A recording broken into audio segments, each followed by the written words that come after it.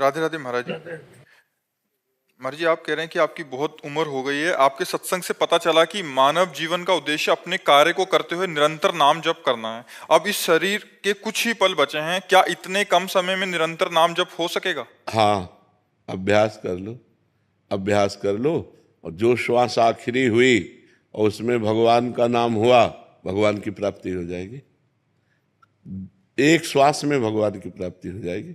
हमने राम कहा, कृष्ण कहा, हरि कहा, राधा कहा, हमारे प्राण छूट गए, हमें भगवान की प्राप्ति हो जाएगी। तो जितनी श्वासें बची हैं, अगर हम अंदर व्याकुलता पैदा हो जाए हमारे अंदर, जैसे खड़वांग जी को पता चला कि अब केवल 48 मिनट जीवन के रह गए, 2 घड़ी सब कुछ छोड़ दिया और भगवान का चिंतन 48 मिनट में परम पद प्राप्त कर लिया। 48 मिनट में। अभी तो हो सकता है 48 दिन हो, क्या पता अपने कितने है। तो खूब नाम जप करो, इसी से भगवत प्राप्ति हो जाएगी।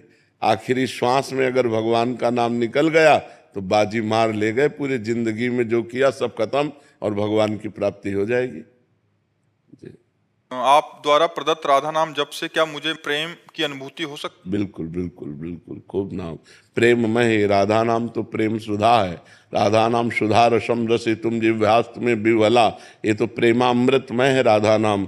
जितना जपोगे उतने ही आपको आनंद का अनुभव होने लगेगा। सिद्धार्थ जी।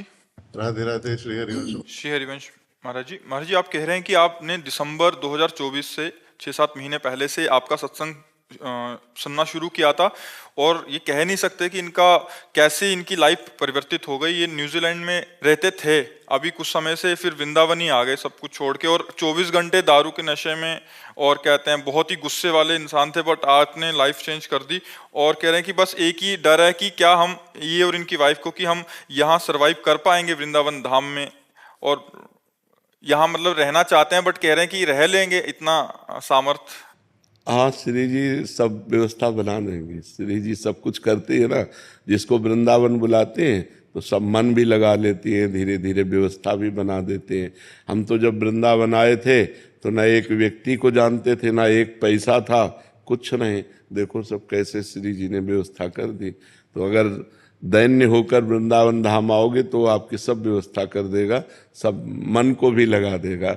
सत्संग सुनते रहिए तो सत्संग से बहुत जल्दी वृंदावन में आ सकते। देखो सत्संग का ही प्रभाव है कि आप विदेश छोड़ करके वृंदावन आ गए हैं। हाँ, जो नाम जप करते रहिए और सत्संग सुनते रहिए तो इससे मन शांत रहेगा, चंचलता नहीं रहेगी, भागने का मन नहीं करेगा। कुछ दिन तुम वृंदावन को पकड़ो, फिर वृंदावन तुम्हें पकड़ लेगा। फिर तुम जी नहीं सकते वृंदावन के बिना। ऐसा लगेगा कि नहीं, मैं बाहर नहीं जा सकता, ऐसा लगेगा। जैसे हम लोग हैं ना, जी नहीं सकते वृंदावन के बिना। ये आसक्ति हो जाती है वृंदावन से।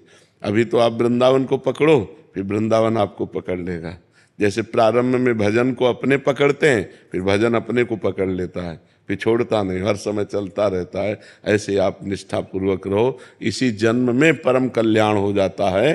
जो धाम का आश्रय, जे रेणु पर मरिबो मंगल आए। अगर यहाँ शरीर छूट गया तो भगवत प्राप्ति हो जाती है।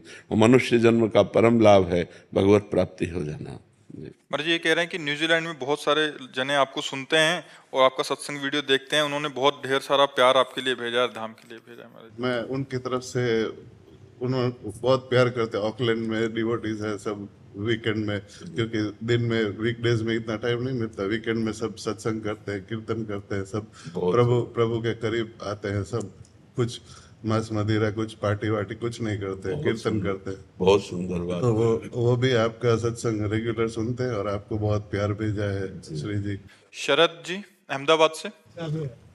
राधे राधे महाराज जी। महाराज जी, आप कह रहे हैं कि गृहस्थ जीवन में रहते हुए, कारोबार करते हुए, क्या भगवत प्राप्ति संभव है? हाँ, जब नाम चलता रहे और पाप कर्म ना हो तो। ऐसा थोड़ी कि गृहस्थ को भगवत प्राप्ति नहीं होगी। गृहस्थ को भगवत प्राप्ति होगी, पर वो पाप कर्म नहीं होने चाहिए और नाम निरंतर चलना चाहिए। भगवान ने अर्जुन जी को आदेश किया, मां मुनिस्मर युद्ध च सर्वदा सर्वकालेषु मां मुनिस्मर। मेरा स्मरण हर समय करो और युद्ध च, जो अपना कर्तव्य कर्म है उसको करो। इससे भगवत प्राप्ति हो जाएगी। पाप कर्म होगा तो फिर भगवत प्राप्ति कैसे हो सकती है? पाप कर्म ना होने पावे, बेईमानी ना होने, व्यापार है तो ईमानदारी का सौदा होना चाहिए। 100 रुपया की चीज लाए हैं, 20 रुपया मुनाफा, 120 का देंगे, 5 रुपया कम नहीं करेंगे, बेईमानी करेंगे नहीं। 1 किलो की तौल है तो 1 किलो तौल के, ऐसे ईमानदारी से जो अगर भगवत प्राप्ति करनी है, क्योंकि सब कोई जानता मुनाफे के लिए व्यापार होता है, तो उचित मुनाफा ले ले और सही वस्तु दे दे और सही तौल दे दे और नाम जप करे तो व्यापार करते हुए भी भगवान की प्राप्ति हो जाएगी। अपना कर्तव्य अब घूस ले, बेईमानी करे तो फिर भगवान की प्राप्ति कैसे हो जाएगी? भगवान की प्राप्ति, भगवान सत्य है तो सत्य से चलना होगा तभी भगवान की प्राप्ति होगी। और सत्य पे चलना बड़ा कठिन है।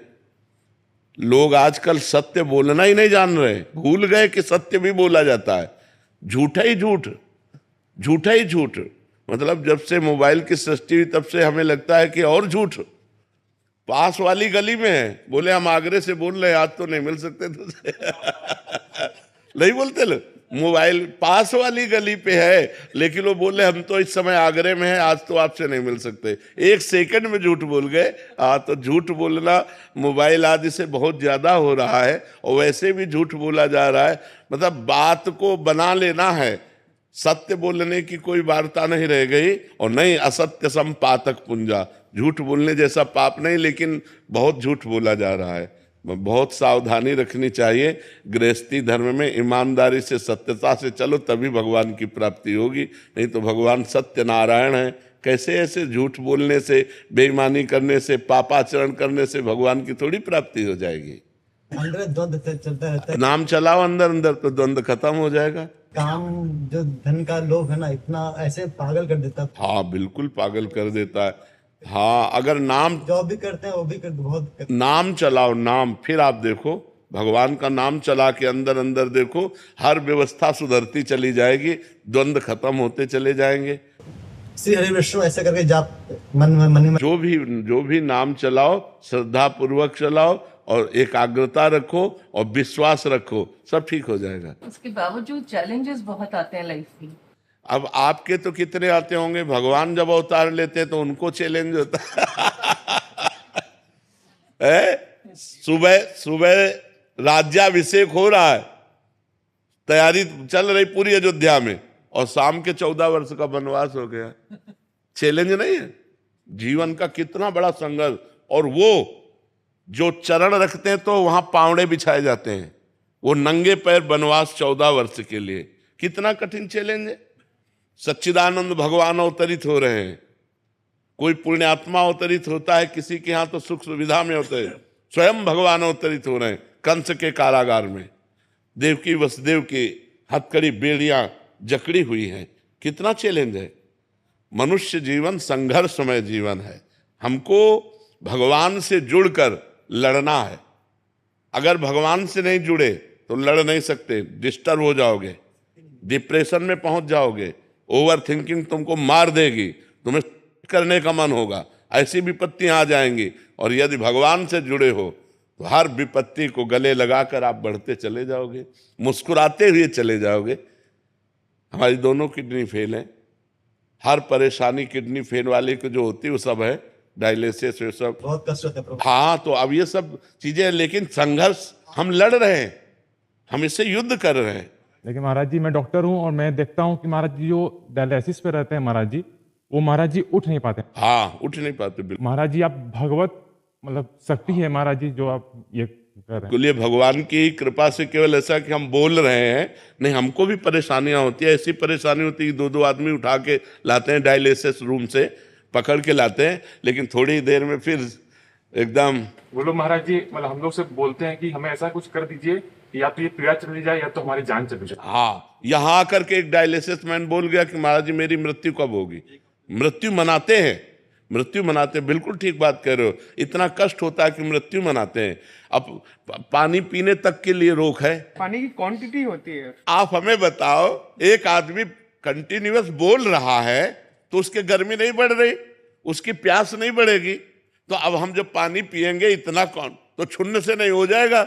तो अब हमको तो चाहिए लीटर 2 लीटर, क्योंकि अब बॉडी भी तो है ना, अब हाथी और बछिया अंतर नहीं होगा। अब बॉडी भी है 100 किलो की, तो अब इसको चाहिए भी, तो अब इसका राशन और इसका पानी इसके अनुसार चाहिए। अब जैसे ऐसे हैं तो उनको वैसे चाहिए, हमको वैसे चाहिए। तो ये भगवान के आश्रय से है। भगवान का भी आश्रय हट जाए, संयम नियम हट जाए, तो जैसा डॉक्टर साहब कह रहे हैं कि चारपाई से उठना मुश्किल हो, व्हील चेयर पे चलते बड़ी परेशानियां रहती हैं। हर समय हम आनंदित रहते हैं, ये नहीं कि आपके सामने ही, हम हर समय एकांत में इससे ज्यादा आनंदित रहते हैं। इसमें तो हम बातचीत कर रहे हैं, एकांत में जब होते तो इससे भी ज्यादा आनंदित रहते हैं, क्योंकि प्रभु से जुड़े रहने में जो सुख है वो कहीं सुख नहीं है। भाई जी ने पर दोष दर्शन के लिए मना किया है, लेकिन अगर घरों में जो है शौचाचार का पालन नहीं हो रहा है, नित्य क्रिया का पालन नहीं हो रहा है, तो भगवत दर्शन कैसे अपने बच्चों को, अपने परिवार को समझाया जा सकता है। पिता अपने पुत्र के दोष दर्शन कर सकता है, गुरु अपने शिष्य के दोष का दर्शन कर सकता है, मित्र अपने मित्र के दोष दर्शन कर सकता है, लेकिन हम अन्य के दोष दर्शन न करें। कहीं हम गए और उस परिवार में शौचाचार का पालन नहीं हो रहा है, अपने को चाहिए कि हम, अगर वो हमारे प्रियजन हैं तो उनको समझा दें, और अगर प्रियजन हमारी बात नहीं मानने वाले तो अपने शौचाचार की हम सीमा को पवित्र रखें। हम वहाँ भोजन न करें, हम वहाँ अपने आप को बचा लें। ये बात ठीक है।